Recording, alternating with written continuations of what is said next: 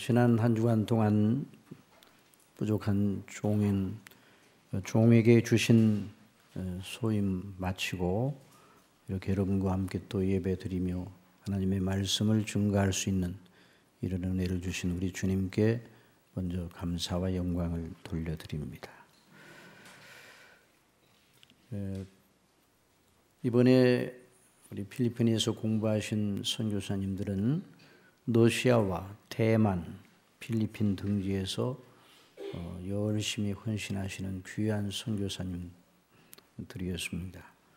선교와 목회에 대해서 공부를 하시는 목회학 박사과정을 공부하는 9분의 선교사님들이었습니다. 그래서 성경대로 증거하는 설교와 관련하여 집중하여 강의할 수 있었습니다. 설교의 제도가 사람이 세운 것이 아니라 하나님께서 세우신 아주 거룩한 제도라는 것과 그러므로 설교자의 소명과 그 영예가 얼마나 놀랍고 큰가, 또한 그 책임이 어느 책임보다도 더 크다는 것을 다시 한번 공부하는 그런 기회가 되었습니다. 그래서 설교자로서 마땅한 신학을 어떻게 해야 되는가, 그리고 성경적으로 바르게 설교한 대표적인 설교자들을 살펴보았습니다. 특히 청교도 설교자들, 청교도들과 그리고 휘필드, 스펄전, 로이드 존즈 목사님들, 여러 교회사에 나타난 위대한 설교자들을 중심으로 공부를 하였습니다. 저도 이제 물론 가르치는 자의 입장에 있었지만은 저도 다시 한번 그 내용을 가르치고 또 상고하면서 다시 이 설교자의 사명이 얼마나 큰 것인가, 또 여전히 하나님께서는 설교자를 통해서 오늘도 말씀하고 계시다는 것을 다시 한번 확인하는 귀한 기회가 되었습니다. 매 시간마다 성령께서 함께 하셔 은혜 베풀어 주시는 것을 느낄 수가 있었습니다. 여러분들 기도해 주셔서 너무 감사합니다. 한 강좌마다 80분 내지 90분 단위로 이렇게 진행이 되었는데, 오전 9시부터 시작해서 오후 5시까지 매일 4강좌씩 나흘 동안 16번의 강의를 마칠 수 있었습니다. 정말 하나님의 주시는 은혜가 아니고는 할 수 없는 일이었는데 은혜를 주셔서 너무 감사하고, 성도 여러분 이렇게 기도해 주셔서 주님 안에서 진실로 감사드립니다. 제가 일주일 동안 필리핀에 가서 섬긴 일을 여러분과 함께 나누었습니다. 감사합니다. 이제 오늘 본문 말씀을 중심으로 하나님 아버지께서 저와 여러분에게 주시려고 하는 은혜를 받기를 원합니다. 성령께서 저와 여러분 오늘 이 시간 인도해 주시기를 바랍니다. 특별히 오늘 요한계시록 21장 6절로 7절의 말씀 오늘 요절로 삼아 증거하려고 합니다. 6절 7절 말씀 다시 읽겠습니다. 또 내게 말씀하시되 이루었도다. 나는 알파와 오메가요 처음과 나중이라. 내가 생명수 샘물로 목마른 자에게 값없이 주리니 이기는 자는 이것들을 유업으로 얻으리라. 나는 주의 하나님이 되고 그는 내 아들이 되리라. 아멘. 그래서 이 말씀 속에서 영생이란 무엇인가? 영생은 참 유일하신 하나님과 그의 보내신 자 예수 그리스도를 아는 것이니라. 그렇게 우리 예수님께서 규정하여 주셨습니다. 그런데 그 영생이 어떤 것으로 나타나는가? 특별히 주님께서 다시 오시어 그 아버지의 뜻을 완성하시게 될 때에 그 영생은 어떤 모습으로 실체를 드러내는가? 이 본문의 입각에서 이렇게 규정해 보았습니다. 영생은 목마른 자에게 생명수가 은혜로 영원토록 공급되는 것이다. 영생은 뭐라고요? 생명수가 영원토록 그것도 값없이 공급되는 것이 바로 영생의 내용입니다. 여러분, 그 생명수를 목마른 자에게 값없이 주신다고 말씀해 주셨는데 누가 주십니까? 여기 본문에 있는 대로 이루었도다. 나는 알파와 오메가요 처음과 나중이라. 이렇게 말씀하시는 분이 주십니다. 여러분, 알파와 오메가, 저와 여러분을 지으시고 저와 여러분을 사랑하시고 죄에서 구속해내시고 구원해 주셔서 아들들로 삼아주신 하나님 아버지, 우리 주 예수 그리스도 성령님 성삼위께서 말씀하셨습니다. 이루었도다. 나는 알파와 오메가요 처음과 나중이라. 바로 그 하나님께서 목마른 자에게 생명수를 값없이 주리라. 그런 말씀을 하셨습니다. 오늘 이와 같은 놀라운 말씀대로 우리 심령 속에 성령님으로 말미암아 생명수가 흘러넘치는 놀라운 역사가 있기를 바랍니다. 우리 주님께서 말씀해 주셨습니다. 누구든지 목마르거든 내게로 와서 마시라. 나를 믿는 자는 그 배에서 생수의 강수가 흘러나리라 말씀해 주셨는데 이와 같은 일이 우리 심령 속에 일어나게 하실 줄 믿습니다.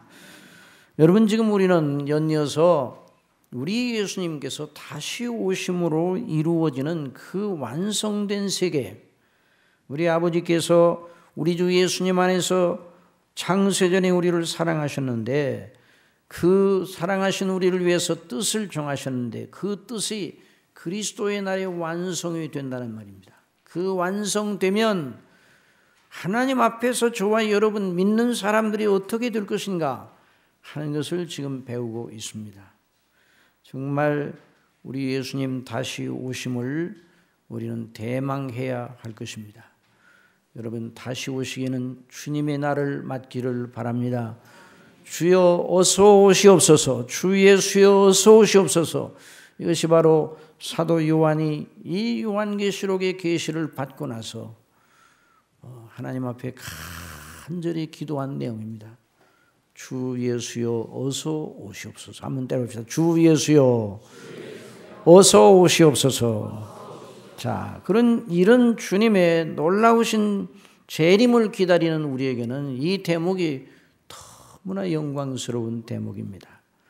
정말 그리스도의 날은 우리에게는 영광의 날이요 믿지 않은 자들에게는 무서운 심판의 날이 되는 것입니다.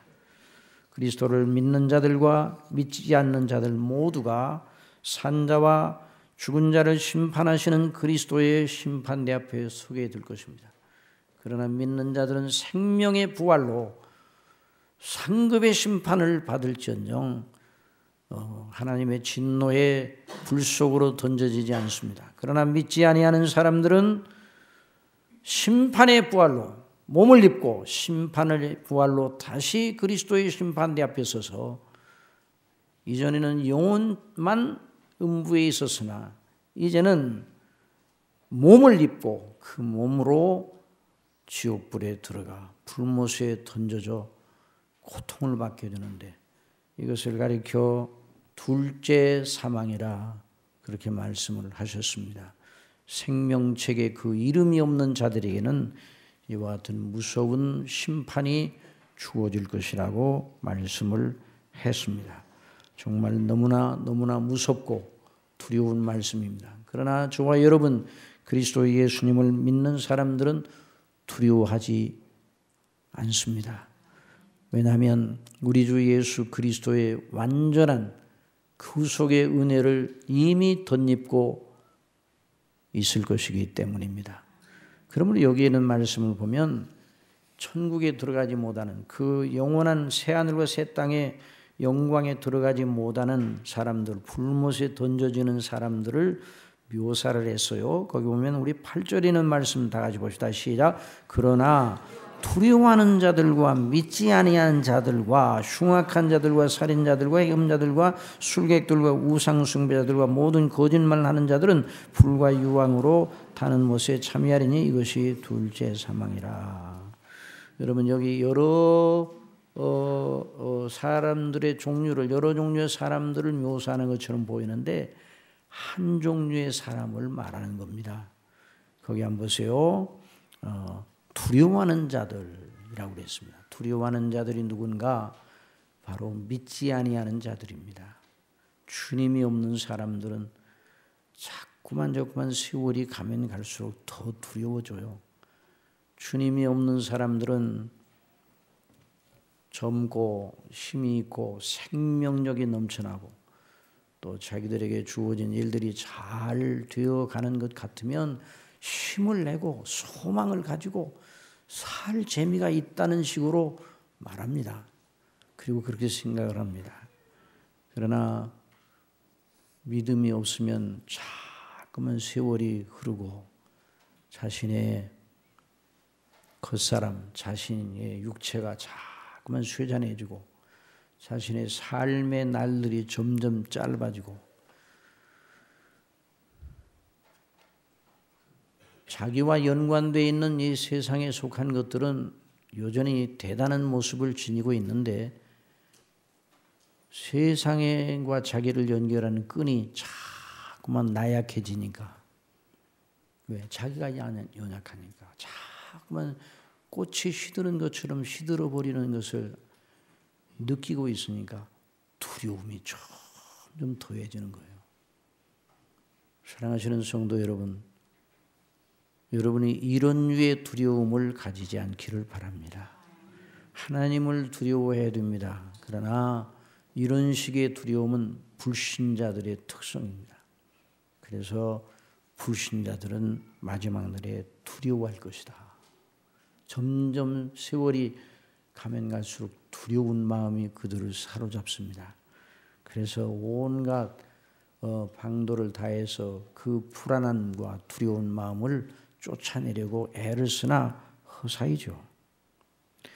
두려워하는 자들이 믿지 않는 자들이고요. 주님이 없으면 두려워할 수밖에 없어요. 그 사람들이 불신앙자들이고요. 그들은 각종 악에 빠져서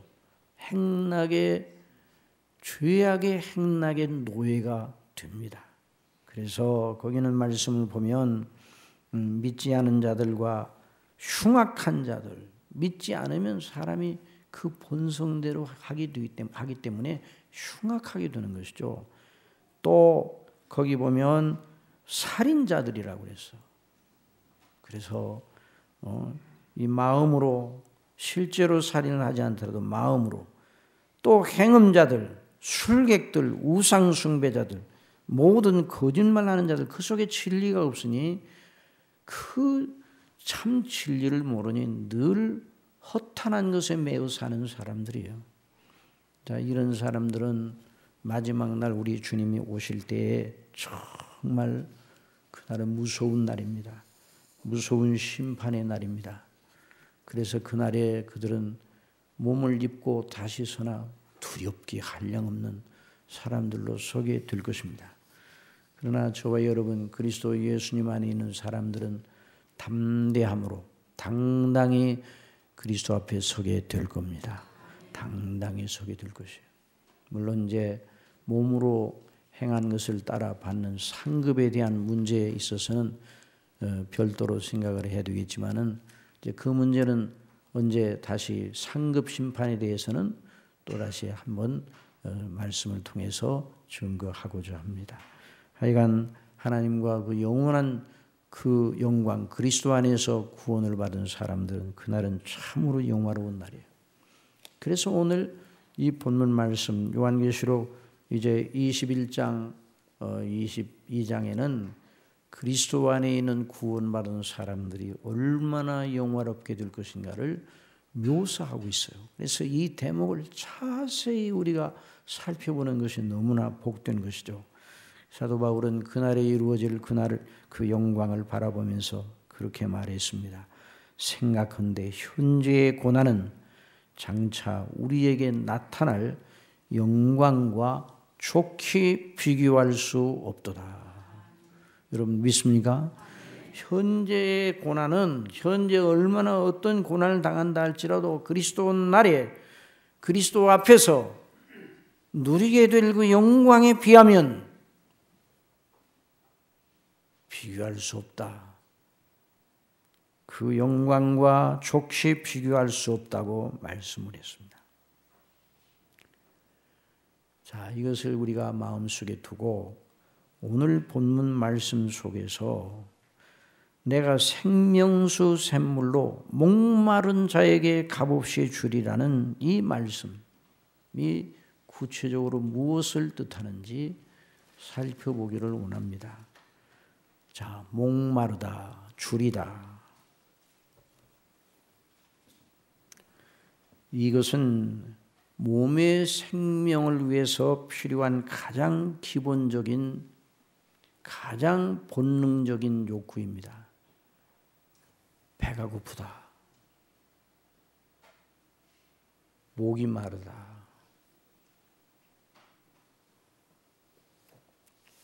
하나님께서 우리를 지으시되 먹고 마셔 그 생명을 유지하도록 지으셨습니다. 그래서 사람의 소욕 가운데 가장 강렬한 소욕이 무엇인가?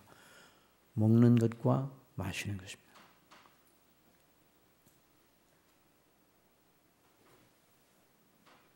이것이 사람의 소욕에 있어서 가장 무서운 소욕이기도 합니다. 배가 고프고 목이 마르면 다른 건 생각이 안 납니다.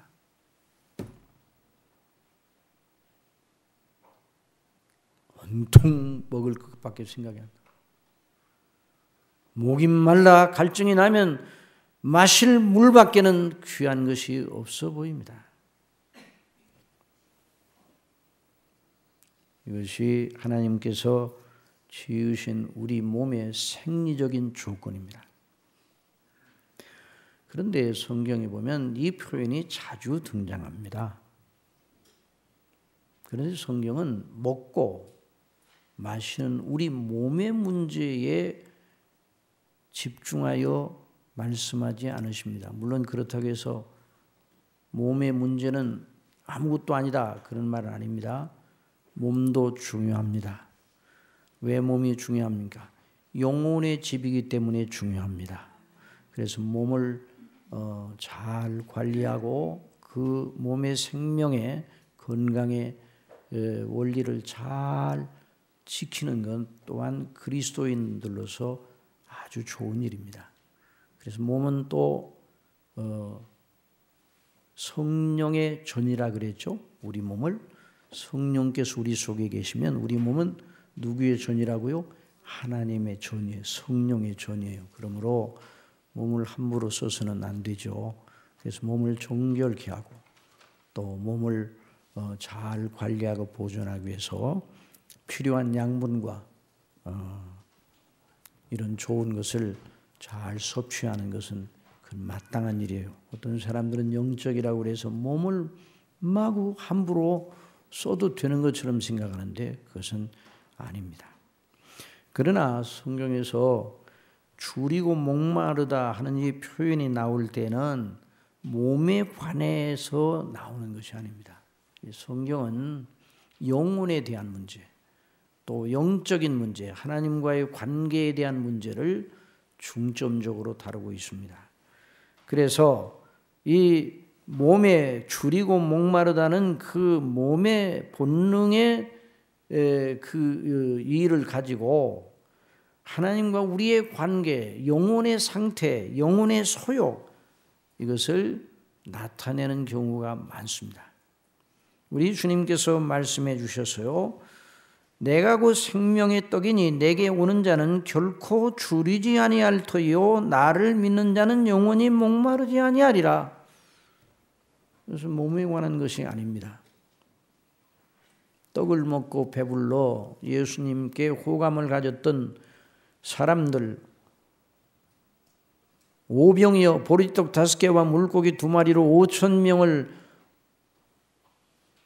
먹이신 주님께 대하여 호감을 가졌던 사람들, 그 사람들이 우리 예수님을 찾아서 그 다음 날 왔을 때 우리 예수님께서 말씀해 주셨어요. 너희는 내게 온 것이 표적을 본 까닭이 아니라 표적을 보고 내가 그리스도인 것을 알고 나를 믿음으로 말미암아 구원받겠다는 심정으로 온 것이 아니라 떡을 먹고 배부른 까닭이라. 썩는 양식을 위하여 일하지 말고 썩지 않은 양식을 위하여 하라 말씀하시면서 그 문맥 속에서 말씀하셨습니다. 내가 곧 생명의 떡이니 내게 오는 자는 결코 줄이지 아니할 터요 나를 믿는 자는 영원히 목마르지 아니하리라. 의에 줄이고 목마른 자들은 복이 있나니 저희가 배부를 것이며 이 말씀도 하셨습니다.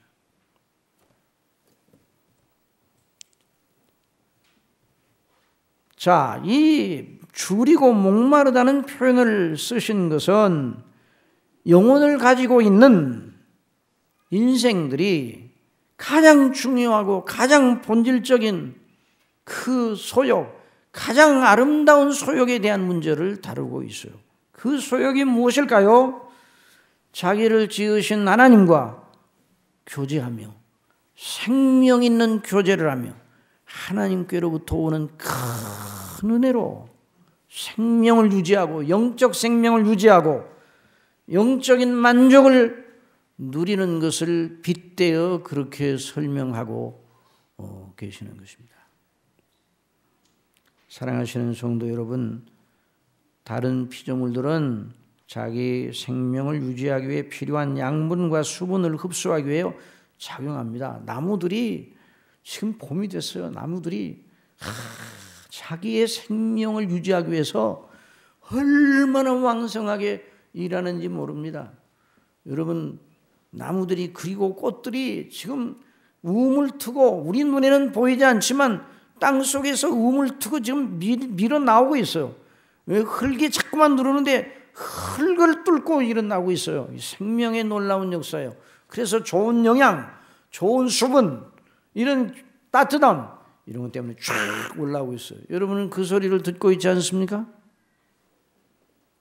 안 들리면 이따 가다가 나무 곁에 서가지고 들어보시기 바랍니다. 이런 놀라운 일이 일어나고 있습니다. 동물들도 몸을 가지고 있으니 먹고 마셔야 할 절대적 필요를 위해서 계속 활동합니다. 물론 가끔 텔레비전에서 멧돼지가 나타났다 그래가지고 멧돼지가 막 슈퍼마켓에 들어가서 막 이리 왔다 저리 왔다. 멧돼지가 뛰어다니는 것이 방향 감각이 멧돼지는 직선으로만 달리는 것 같아요. 그래서 저 어느 학교는 그 산 밑에 있는 학교인데 공부하다가 멧돼지가 이 마당에 막 나오는데 그 체육 선생님이 학생들을 데리고 체육을 하고 있었는데 체육 선생님 상당히 그 다른 선생님들보다 더 힘이 센 줄로 알았는데 애들이 보니까 체육 선생님이 막 도망가는 거예요. 그래서 막 그냥 교실 그러니까 이제 먹을 것이 없으니까 먹을 것이 그렇게 그 이제 이 동물들도 먹을 걸 위해서 이렇게 자기 생명을 위해서 본능적고 먹고 마셔야 된단 말이죠. 그러나 사람도 그런데 몸을 위해서는 그런데 사람은 몸만 있는 게 아니라 뭐가 있습니까? 영혼이 있어요. 영혼. 영적인 존재입니다. 하나님이 자기 형상 곧 하나님의 형상대로 사람을 창조하시되 남자와 여자를 창조하시고 여호와 하나님이 흙으로 사람을 지으시고 여기까지는 동물과 똑같습니다. 그러나 생기를 그 코에 불어넣으시니 사람이 생명이 된지라 여기부터 동물과 다른 거예요. 그 생기 영혼을 불어넣으셨어요. 여러분 언제나 잊지 말아야 됩니다. 아무리 많이 먹어도 영혼은 배부르지 않습니다. 아무리 많이 마셔도 영혼은 시원하지 않습니다. 아무리 좋은 옷을 입어도 영혼은 따뜻하지 않습니다. 아무리 재미있는 일을 만나서 껄껄 웃어도 영혼은 웃지 않습니다. 영혼의 문제에 집중하시기를 바랍니다. 사람은 본래 다른 피조물과 달리 이처럼 하나님의 형상대로 지으심을 받아 몸 외에 다른 소욕, 영혼의 소욕을 가지게 하셨습니다. 영혼의 소욕은 바로 자기를 지으신 하나님과 생명 있는 교통을 하는 데 있습니다. 원래 사람이 범죄하게 된 영혼이 살아있을 때에는 그 하나님과의 생명 있는 교제로 자기의 진정한 만족을 얻으며 자기의 삶의 중심을 삼았었습니다. 그러나 아담과 하와가 범죄하고 나서 그 하나님과의 교제를 싫어하게 되었습니다. 하나님 없다는 사상으로 어리석게 되어버렸어요. 오늘 모든 사람들이 이 땅에 지상에 있는 사람들이 하나님이 계시다고 하면 다 싫어합니다. 하나님이 살아계시다 하면 예수 그리스도를 믿는 사람들 외에는 다 싫어해요. 예수님은 정말 사랑의 사도입니다. 예수님은 정말 착하신 분입니다. 예수님은 정말 훌륭하신 분이었어요. 이 말을 하면 아무도 그 말에 반대하는 사람이 없습니다. 그러나 예수님이 살아계신 하나님, 우리 주 예수 그리스도 하나님의 아들이시다, 여전히 예수님은 살아계시다, 이렇게 말하면 등을 돌리고 귀를 막습니다. 이것이 인생의 모습입니다. 범죄하기 때문에, 범죄한 이후에 그렇게 되었어요. 하나님과의 교제를 싫어하게 되었습니다. 여자가 그 나무를 본즉 먹음직도 하고 보암직도 하고 지혜롭게 할 만큼 탐스럽기도 한 나무인지라 여자가 그 실과를 따먹고 자기와 함께한 남편에게도 주매 그도 먹은지라 이에 그들의 눈이 밝아, 나쁜 의미로 밝아졌어요. 자기들의 몸이 벗은 줄을 알고 무화과나 무이 풀려고 치마를 하였더라. 그들이 날이 서늘할 때에 동산에 거니시는 여호와 하나님의 음성을 듣고 이전 같으면 빨리 달려가서 그 하나님과 교제하기를 원하였어요. 그러나 하나님의 음성을 듣고 아담과 그 아내가 여호와 하나님의 낯을 피하여 동산나무 사이에 숨은지라. 하나님의 낯을 피하여, 이것이 바로 인생의 진면목이에요. 하나님을 싫어합니다. 하나님이라는 존재는 싫어해요. 다시 말하면 영적으로 죽어 영혼의 참된 필요, 하나님과의 생명 있는 교통을 의식하지 못하게 되었어요. 무감각하게 되었어요. 종교적 갈증은 있기는 하나 하나님께 대한 갈증 대신 다른 피조물들을 자기의 하나님으로 섬기는 우상 숭배에 빠지는 어리석음. 그래서 하나님의 진노 아래 모든 인생이 있습니다. 하나님을 알 때 하나님으로 영화롭게도 아니하고 감사치도 아니하고 오히려 그 생각이 거망해지며 미련한 마음이 어두워졌나니 스스로 지혜에 따라 우준하게 되어 썩어지지 아니하는 하나님의 영광을 썩어질 사람과 금수와 버러지의 형상의 우상으로 바꾸느니라. 이렇게 죄로 말미암아 죽어있어 하나님의 무서운 진노 아래 있어요. 죽어있기 때문에 생명의 반응이 일어나지 않는 것입니다. 살아계신 하나님, 자기를 지으신 창조주에 대해서 말하면 등을 돌리고 싫어하고 싸우려고 합니다. 왜? 그 일에 대한 감각이 없어요. 그 하나님을 향한 소욕이 죽어버렸어요. 이것이 바로 인생의 비참한 모습입니다. 물론 영적으로 죽어있다고 할지라도 다른 소욕은 살아 왕성합니다. 활발합니다. 그러나 그 모든 활발한 행실이 전부 다 죽은 행실이에요. 무슨 행실이라고요? 죽은 행실, 심판 때에 하나님의 무서운 불로 소멸될 행실이에요. 그걸 가리켜 성령은 그런 소욕을 내는, 그런 죽은 행실을 내는 그 원리가 되는 그 소욕을 육체의 소욕이라 그렇게 말합니다. 뭐라고요? 육체의 소욕, 육체의 정욕 또는 육체라 이렇게 말합니다. 육체는 우리의 몸과 살을 원래 가리키는 건데 영적으로 해서 육체라, 육신의 생각할 때 그 육체의 생각, 육신이라는 건 몸과 살과 뼈를 가리키는 말로 사용되지 않고 영적인 어떤 원리, 하나님을 대적하는 죄악적 본성을 나타내는 데 사용하는 겁니다. 그래서 NIV 성경에서는 아예 육신이라는 말, 그 헬라어로 살크스라는 말인데 그게 영어로는 플래시라는 말이에요. 살코기라는 말인데 살코기라는 그 직역하면 그렇습니다. 그런데 그것을 NIV에서는 아예 영어 성경에서 sinful nature, 죄 있는 본성이라 그렇게 번역을 했어요. 그래서 스스로는 인생이 스스로는 거기서 자신을 분발시켜 깨어나야지. 이 잠에서 깨어나야지. 살아계신 하나님을 섬겨야 되지. 이런 자리로 나아갈 수가 없어요. 죽은 자가 스스로 일어날 수 있나요? 없어요. 그러나 하나님은 자비하셔서 진노 아래에 있는 사람들 중에 당신이 사랑하시는 사람들을 구원하시기로 뜻을 정하셨습니다. 그리고 그 뜻대로 예수님을 보내주셨어요. 예수님께서 사람이 죄에서 구원할 모든 필요한 대가를 지불하셨어요. 그것이 바로 구속입니다. 그리스도의 구속으로 말미암아, 뭘로 말미암아요? 그리스도의 구속, 그리스도께서 피로 값주고 사셨어요. 구속. 그래서 십자가에 죽으시고 장사한 지 제3일에 살아나셨습니다. 그래서 성령께서 그 은혜, 그리스도의 은혜를 가지고 그리스도의 것을 가지고 여전히 지금도 일하시며 복음의 말씀을 증거하게 하시고 그 말씀을 듣게 하시고 그 말씀을 통해서 사람을 거듭나게 하시는, 거듭나게 하시면 살아나는 놀라운 역사가 있습니다. 그래서 죄와 허물로 죽었던 너희를 살리셨도다. 이 말을 영어 성경에 보면 퀵 했다고, 퀵 살리셨어요. 깨어나게 하셨어요. 그래서 하나님께 대한 눈을 열게 하셨습니다. 그래서 사람이 달라지게 됩니다. 여러분, 사람이 어떤 사람이라도 거듭나게 되면 달라지는 줄 믿습니다. 사람이 어떤 사람이라도 아무리 착한 사람이라도 거듭나지 않으면 영적으로는 죽은 사람이에요. 그 사람이 아무리 나이스하게 보여도, 아무리 착하게 보여도, 아무리 대단하게 보여도 많은 사람들에게 추앙을 받을 만한 이런 모습을 띠고 있고 그 인격으로 인품이 좋다고 할지라도 거듭나지 아니하면 영적으로 죽어 결국 육체의 수준에 머물러 있는 것입니다.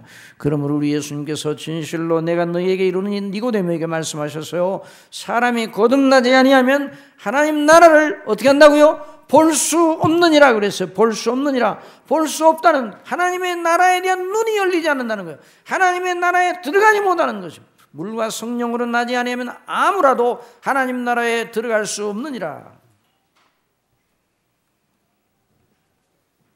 하나님께서 이런 은혜를 베풀어 주시기를 바랍니다. 이런 은혜를 베풀어 주시면 깊이 잠든 사망의 잠을 깨게 됩니다. 하나님께 대한 회개, 그리스도 안에 있는 믿음으로 구원을 주시는 은혜의 복음의 말씀을 듣고 그 들음으로 말미암아 성령께서 그를 살리시면, 거듭나게 하시면 아주 새 사람이 되는 것입니다. 그래서 그 죽은 영혼이 사망의 깊은 잠에서 살아나 깨어납니다. 영적인 소욕이 드디어 그 속에서 일어나게 되는 거죠. 하나님께 대한 소욕이 일어나게 돼요. 무슨 소욕이 일어나요? 하나님께 대한 생명의 소욕이 일어나게 되는 것이요. 생명의 반응이 일어나게 되는 것이요. 말씀을 듣는 귀가 열리게 됩니다. 자신이 자기를 지으신 하나님 앞에 얼마나 죄인인가를 알게 됩니다. 이전에는 몰랐어요. 이전엔 내가 유인인 줄 알았어요. 내가 완전하지는 못하나 그렇게 죄인인 줄은 몰랐어요. 내가 입고 있는 이 옷이 웬만큼 깨끗한 줄 알았어요. 왜? 어둠 속에서 옷을 입고 다니니까. 여러분, 깜깜한 밤중에 아무리 깨끗한 옷을 입든지 아무리 더러운 옷을 입든지 구분이 되지 않습니다.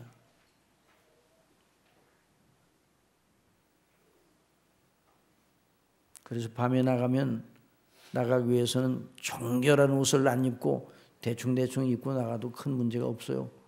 그러나 대낮에, 밝은 대낮에 나가려면 그 빛에 다 드러나잖아요.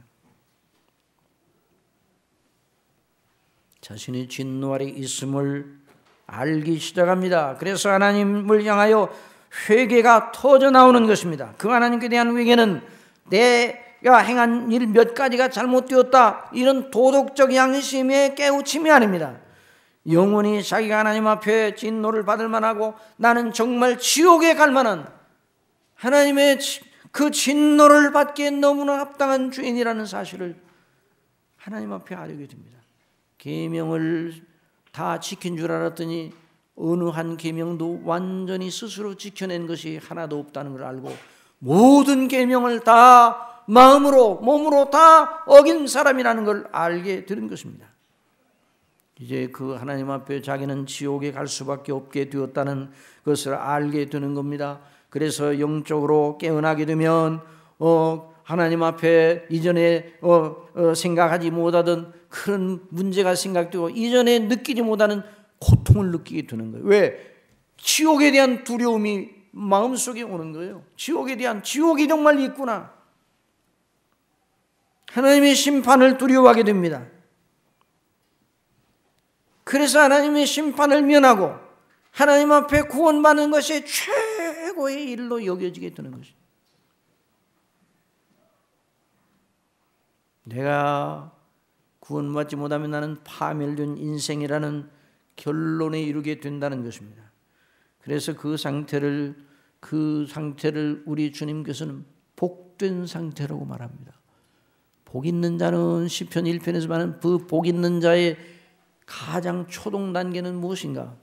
영적으로 깨어나서 자기가 하나님 앞에 정말 죄인이라는 것을 아는 그런 단계예요. 그것이 없이는 성경에서 말하는 복을 받을 수가 없는 것입니다. 성경에서 복 있는 자다 그러면 자기 힘으로 뭐를 잘해서 하나님의 그 응답을 받아내고 자기 의의를 가지고 하나님께 복을 받아내는 그런 복이 아니에요. 그건 기독교가 아니에요. 오늘날 많은 사람들이 그걸 기독교로 생각을 하고 있어. 그거 기독교로 선전하는 그런 이상한 설교자들도 많아요, 이 세상에. 성령께서 역사하시면 그래서 심령이 가난한 자는 복이 있나니 성령님으로 말미암아 자기가 얼마나 하나님 앞에 아무것도 아닌 존재인지 하는 걸 알게 됩니다. 하나님 앞에 제출할 것이 아무도 없어요. 제출하기는 해야 되는데 자기는 의가 아무것도 없는 빈털털이라는 걸 알게 돼요. 나는 정말 가난한 자다 하는 것을 알게 되는 것이에요. 그 사람이 복이 있다고 그래요. 왜 복이 있는가? 천국이 바로 그런 사람의 것이기 때문이라 말씀하셨어요. 애통하는 자는 복이 있나니 그 사람이 이전에 울던 것과는 다르게 울기 시작하는 사람이에요. 툭 하면 우는 사람이 있다고 그래봐요. 그럼 복 있다고 그럽니까? 무슨 일만 하면 울어. 무슨 일만 말만 하면. 그 사람은 무슨 말만 들어도 확 울어버리는데 그 우는 종류를 가만히 보면 별것도 아닌 걸 가지고 울어. 그럼 그 사람 복 있다고 그래요? 전혀 아니에요. 여기서 말씀하시는 복 있다는 그 말씀은 하나님과 나와의 관계를 생각하고 우는 것을 말하는 것입니다. 내가 이렇게 죄인이니 나는 정말 내 스스로는 망하게 되었다. 그런 애통이에요. 그러니까 이 영적으로 거듭나면 이전에 울던 것에 대한 울음은 끝이고 새로운 의미의 울음이 그 속에서 나오는 거예요. 새롭게 울기 시작하는 거예요. 그런 사람을 가리켜 우리 주님은 복이 있다. 애통하는 자는 복이 있다고 말씀하십니다. 그리고 그전에는 먹고 마시고 입고 세상에서 사는 문제들 때문에 속이 상하여 울었습니다. 그러나 이제는 그 울음 그치고 하나님 앞에 자신의 실상을 보고 웁니다. 그렇게 울 수 있는 사람, 영적으로 깨어난 사람이에요. 이런 사람이 되시기를 바랍니다. 우리 중심교회 모든 성도들이 이렇게 우는 사람들이 되시기를 바랍니다. 이제까지 울던 것과는 다르게 울어야 돼요. 그리고 그 사람은 온유한 사람이 됩니다. 자기 욕심으로 일관하던 사람, 이제는 자신이 죄인임을 알고 자기 권리를 하나님 앞에 주장할 엄두를 내지 못하는 사람, 오직 하나님의 거룩하신 자비하심과 처분에 따를 수밖에 없는 사람임을 알게 되는 것입니다. 그런 사람을 가리켜 우리 예수님은 온유한 자라 말씀하셨습니다. 온유한 자는 복이 있다 말씀하셨습니다. 그리고 그 사람은 이제 삶의 최대의 목적, 가치가 그가 보배로 여겨 추구하는 것이 아주 달라졌다는 말이죠. 무엇이에요? 하나님 앞에 오른 것, 그것이 최고의 가치예요. 사랑하는 성도 여러분, 하나님 앞에 오른 것이 최고임을 여러분 믿습니까? 하나님 앞에 오른 것, 하나님께 대하여 오른 것, 하나님께 순종하여 의에 이르는 것, 그것이 최고의 가치요 나의 최고의 영광이요, 이렇게 여겨지는 사람이 된단 말이죠. 성령께서 거듭나게 하시면 그와 같은 사람이 되는 거예요. 그러니까 예수님을 믿되 내 종교적인 생각을 가지고 예수님 믿는 것과는 아주 차원이 다른 거예요.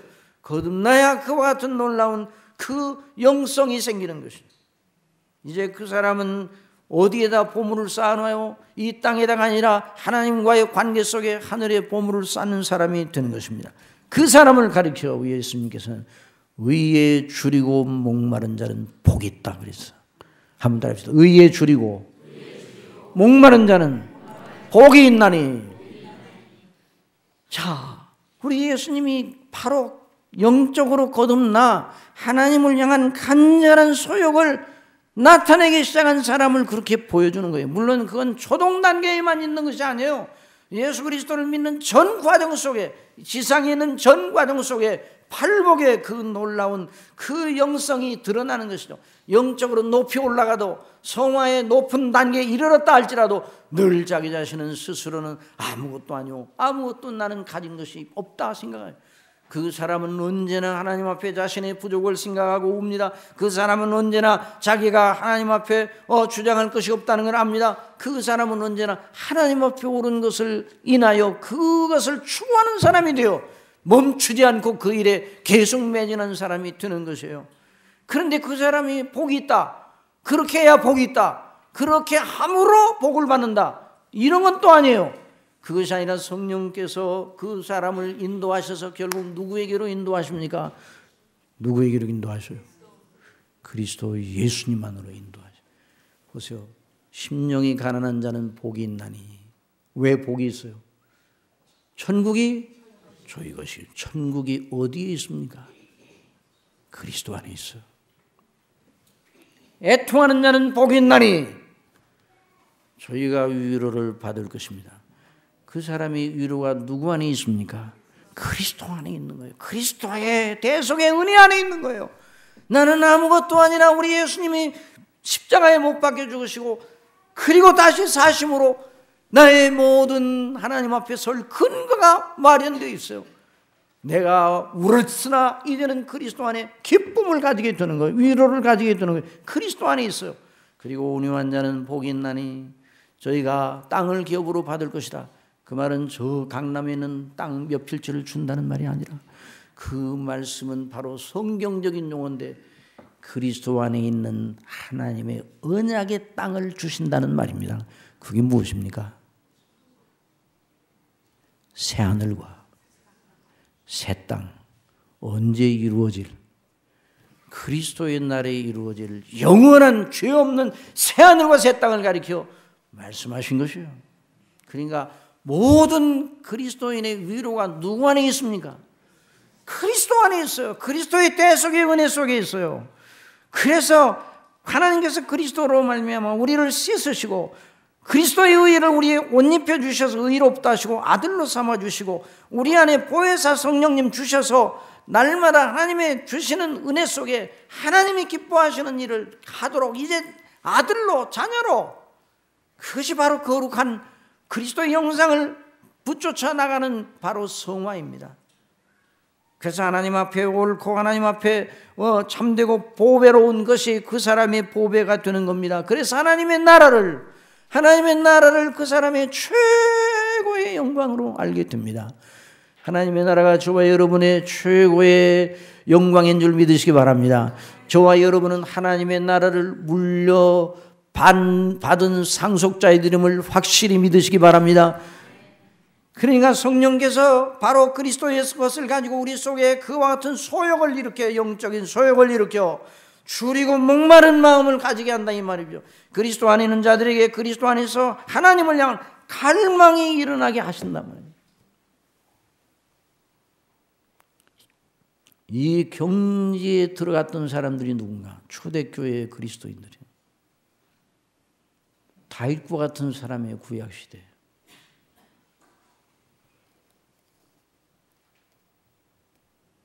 칼빈과 루터와 칼빈과 같은 주의 종들에게 성령께서 역사하셔서 종교개혁이 일어나는데 바로 종교개혁 시대의 사람들, 총교도들 그분들의 책을 읽으면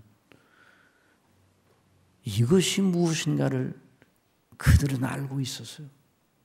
오늘 현대 그리스도인들은 이것이 무엇인가를 몰라요.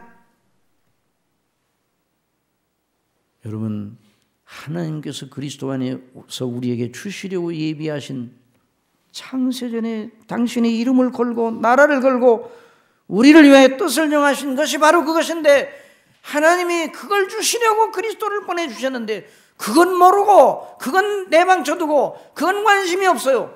우리가 원하는 것을 주세요. 우리의 원대로 하옵소서. 주의 아버지의 뜻보다는 우리의 원대로 하옵소서. 이런 식이란 말이죠. 우리 하나님께서 주시고자 하는 것을 사모하는 저와 여러분이 되게 하시기를 바랍니다. 우리가 원하는 것을 하나님 앞에 가지고 떼를 쓰는 것이 아니라 하나님께서 우리에게 주시고자 약속한 것에 우리의 마음을 두고 거룩한 갈증을 느끼고 거룩한 소욕을 느끼고, 그래서 그 갈증을 채워주시기를 사모하는 그런 사람이 되어야 할 것입니다. 그래서 우리 예수님께서는 성령께서 그 심령, 하나님의 사랑하시는 심령 속에 일으키시는 놀라운 갈증을 일으키심과 아울러 그 갈증을 채워주시는 일에 대해서 이렇게 표현을 하셨어요. 명절 끝날 곧 큰 날에 예수께서 서서 외쳐 가라사대 누구든지 목마르거든 내게로 와서 마시라. 나를 믿는 자는 성령의 이름과 같이 그 배에서 생수의 강이 흘러나리라. 이는 그를 믿는 자에 받을 성령을 가리켜 말씀하신 것이라. 공생의 기간 동안 예수께서 아직 영광을 받지 못하신 거로 성령이 아직 저희에게 계시지 아니하시더라. 그와 같은 역사를 하시는 보혜사 성령께서 아직 저희 속에 내주하게 계시지 않다 이 말씀하시죠. 그러나 이제는 오순절 성령 이외에는 그 놀라운 역사가 그 예수 그리스도를 믿는 사람들 모든 심령들 속에 있음을 믿으시기 바랍니다. 항상. 그래서 우리 예수님께서 그 수가성 여인에게 말씀하셨습니다. 이 물을 먹는 자마다 다시 목마르겠지만 내가 주는 물을 먹는 자는 영원히 목마르지 아니하리니 나의 주는 물은 그 속에서 영생하도록 솟아나는 샘물이 되리라. 그러니까 여인이 그런 물이 있습니까? 그러면 그 물을 제게 주시사 다시 여기 물길로 오지도 않게 하옵소서. 그때 우리 예수님께서 내 남편을 불러오라 말씀하셨어요. 그래서 그 영혼을 터치하셔서 인도하셔서 결국 그리스도에게 눈을 열게 하시고, 그래서 나중에 그 여인의 입에서 그리스도께서 오시면 신령과 진정으로 예배하는 자들을 아버지께 찾으신다 그렇게 말씀하시니까 그리스도께서 오시면 그 일을 우리에게 말씀하실 것이라고 저는 알고 있어요. 여기까지. 그러니까 그리스도에 대한 그 대망의 마음을 그 수가성 여인, 여러 가지 도덕적으로 문란했던 그 여인의 마음 속에 일으켜 그리스도가 오시는 것에 대한 대망을 그 마음 속에 다시 한번 불을 일으켜 세워 주신 다음에 그리스도께서 오시면 그걸 우리에게 이루실 줄 저도 알아요. 네게 말하는 내가 바로 그러라. 그 여인이 물동이를 버려두고 수가성으로 가서, 그렇죠, 사마리아 사람들을 많이 인도한, 나에게 행한 모든 일을 내게 고한 이분이 바로 그리스도가 아닌가. 그리스도를 증거하는 사람이 되었잖아요. 그러니까 결국 나의 주는 물, 영원히 목마르지 아니한 나의 주는 물, 그 속에 영생하도록 솟아나는 샘물이 되리라 하셨는데, 그 나의 주는 물 바로 그리스도 예수님 안에는 대속의 은혜와 그걸 가지고 역사하시는 성령님의 역사. 자, 우리 예수님께서 나의 주는 물이라고 말씀하신 그것이 무엇이라고요? 따라서 예수 그리스도의 은혜, 성령님의 역사, 그리스도의 십자가의 대속의 놀라운 은혜와 그 구속의 은혜와 그 효력, 그걸 가지고 역사하시는 성령님의 역사 우리 속에서 일어난다 이 말이죠. 그런데 그 성령님의 역사, 먼저 그것이 우리 속에 일어나는 생수예요. 그 생수를 먹을 만한 갈증을 느끼는, 누가 갈증을 느끼는가? 아무나 느끼는 게 아니라 바로 목마르고 줄이고 목마른 사람이 누구인가? 아무나 그런 거 느끼는 게 아니에요. 거듭난 사람이 느낍니다. 누가 거듭나는가? 하나님이 사랑하시는 자들을 거듭나게 하십니다. 저와 여러분은 하나님께서 사랑하시는 하나님의 사람들을 믿으시기 바랍니다. 나 같은 자를 정말 사랑하시고 영원전부터 나를 아셨다고요? 이게 너무 놀라운 일 아닙니까? 그래서 이 구약 성경에 있는 말씀이 이미 구약 성도들은 이것을 알고 있었어요. 뭐라고요? 그 시편 107편에 있는 말씀, 이런 말씀이 있습니다. 여호와께 감사하라. 그는 선하심이고 인자하심이 영원함이로. 잘 들어보세요. 여호와께 구속함을 받은 자는 이같이 말할지어다. 여호와께서 대적의 손에서 저희를 구속하사 동서남북 각 지방에서 모으셨도다. 그런 다음에 저희가 광야 사막길에서 방황하며 거할 성을 찾지 못하고 줄이고 목마름으로 그 영혼이 속에서 피곤했던, 이 말씀이 일반인들이 광야에서 이렇게 방황하고 그걸 말하는가? 아니에요. 하나님의 택한 백성들 속에 일어나는 영적인 놀라운 일입니다. 하나님께 구속함 받은 자들은 영적인 소욕, 거듭남으로 그 소욕을 채울 것을 주지 않은 세상에서 사는 상태를 말하는 거예요. 사랑하시는 성도 여러분, 거듭나지 않은 사람들은 그런 갈증이 없어요. 하나님께 대한 갈증이 없고 세상에 대한 갈증이 있습니다. 뭐에 대한 갈증이 있어요? 세상을 얻으려고 사는 거예요. 여러분은 왜 삽니까? 왜 열심히 일합니까? 세상을 얻기 위해서입니까? 그러나 그리스도 밖에 있는 사람들은 그렇게 살고 있습니다. 거듭나지 않는 그런 갈증을 가지고 살고 있습니다. 그러나 그리스도인들은 영적인 갈증을 갖게 되어 하나님을 향한 갈증을 갖게 되는, 그 갈증을 세상이 가져다 주면 그 갈증을 세상에 채워줍니까? 그리스도인들은 아무리 좋은 환경과 아무리 좋은 여건 속에 있어도 그것으로 만족을 못합니다. 세상 사람들은 그것을 만족해요. 그러나 그 만족이 오래가지 못해요. 그러나 그리스도인들은 영적인 일, 하나님이 주시는 은혜, 그걸 얻지 못하면 방황하는 거예요. 세상에서 얻을 수가 없어요. 자, 그래서 성령님으로 말미암아 영적으로 거듭나 깨어나게 되면 비로소 자신이 하나님 앞에 누구인지 알게 되고 자기가 사는 세상 사람들의 사회적 영적 실상, 곧 하나님을 알지 못하고 무시하는 이 멸망의 상태를 알게 되고, 그래서 세상이 광야임을 알게 되는 것이다. 그리고 이 세상에서는 자기의 갈증, 자기의 참된 영적 목마름을 채울 것을 얻지 못한다는 결론에 이르게 됩니다. 그전에는 자기가 세상에서 원하는 거 얻기 위해서 세상을 얻으려고, 세상만 얻으면 자기의 모든 꿈이 이루어진다고 생각했어요. 그런데 이루어지지, 그건 세상 속에는 없다는 걸 알게 되었어요. 그래서 이 세상에 살며 성도들이, 영적으로 거듭난 사람들은 세상만 바라보면 안 된다는 걸 알아요.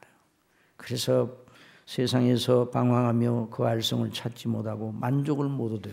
주림으로, 목마름으로 그 영혼이 피곤하였습니다. 그 사람이 어떻게 합니까? 결국 누구를 찾아요? 누구를 찾습니까? 살아계신 하나님. 누구를 찾아요? 살아계신 하나님. 구원하시는 하나님을 찾는 거예요. 구속의 주를 찾습니다. 그래서 이에 저희가 그의 근심 중에 여호와께 부르짖음에 그 고통에서 건지시고 또 바른 길로 인도하사 거할 성에 이르게 하셨도다. 여호와의 인자하심과 인생에 행하신 기이한 일은 인하여 그를 찬송할지로다. 한번 따라하시죠. 저가 사모하는 영혼을 만족해 하시며 줄인 영혼에게 좋은 것으로 채워주심이로다. 이와 같은 일이 이 세상에 있을 동안에는 완전에 이르지를 못해요. 세상에 있을 때는 두 소욕이 우리 속에 있어가지고 거듭난 사람 속에서도 여전히 세상에 대한 갈증이 있어요. 이건 나쁜 갈증인데, 그러니까 두 소욕이 우리 속에 싸우는 거예요. 우리 속에서 성령께서 일으키시는 거룩한 소욕, 여전히 옛사람의 소욕. 그래서 사도 바울은 이렇게 말했습니다. 내가 이르노니 너희는 성령을 쫓아 행하라. 그리하면 육체의 욕심을 이루지 아니하라. 육체의 욕심이 있다는 말이 없다는 말이에요. 있다는 말이에요, 없다는 말이에요? 여러분 예수님 믿는 사람들 죄를 질 수 있어요, 없어요? 죄를 질 수 있어요. 그러니까 항상 조심을 해야 돼요.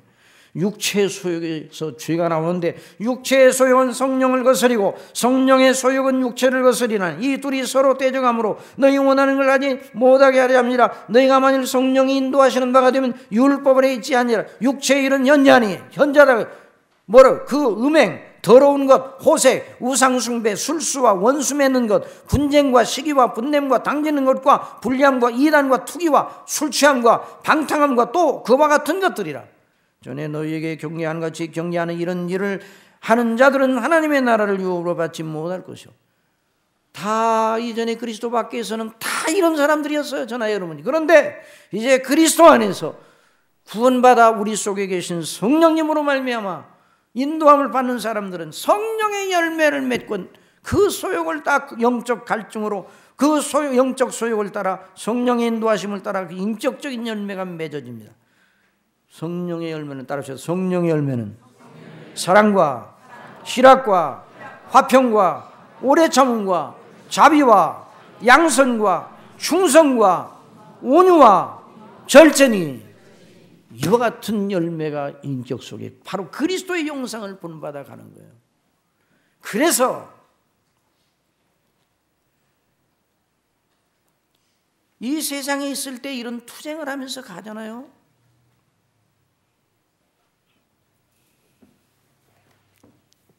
그런데 여전히 넘어지고 이 세상에는 완전하지를 못합니다. 완전 성화가 이루어지지는 않습니다.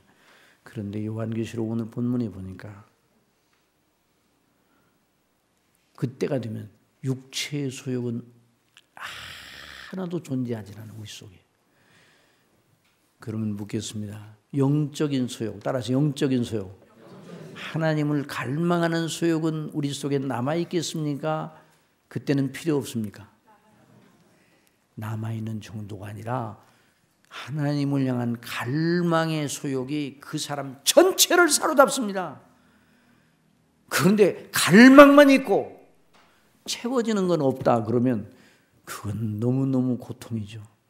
그런데 그 갈망을 그 완전한 하나님께 대한 사모하는 갈망이 하나님께서 주시는 완전한 은혜로 계속 끊임없이 공급해 주시는 은혜로 누구 안에서 공급해 주시는 은혜라고요? 아주 그때 천국의 그리스도의 날에는 그리스도의 십자가가 필요 있겠습니까? 없겠습니까? 필요합니까? 필요하지 않습니까? 필요 없다고 그러면 안 돼요. 그리스도의 십자가는 그 대속의 은혜 때문에 영생을 얻는 겁니다. 그러니까 그리스도의 십자가의 대속의 은혜의 영광이 항상 우리를 받쳐주기 때문에 영원히 하나님과 교통할 수가 있는 거예요.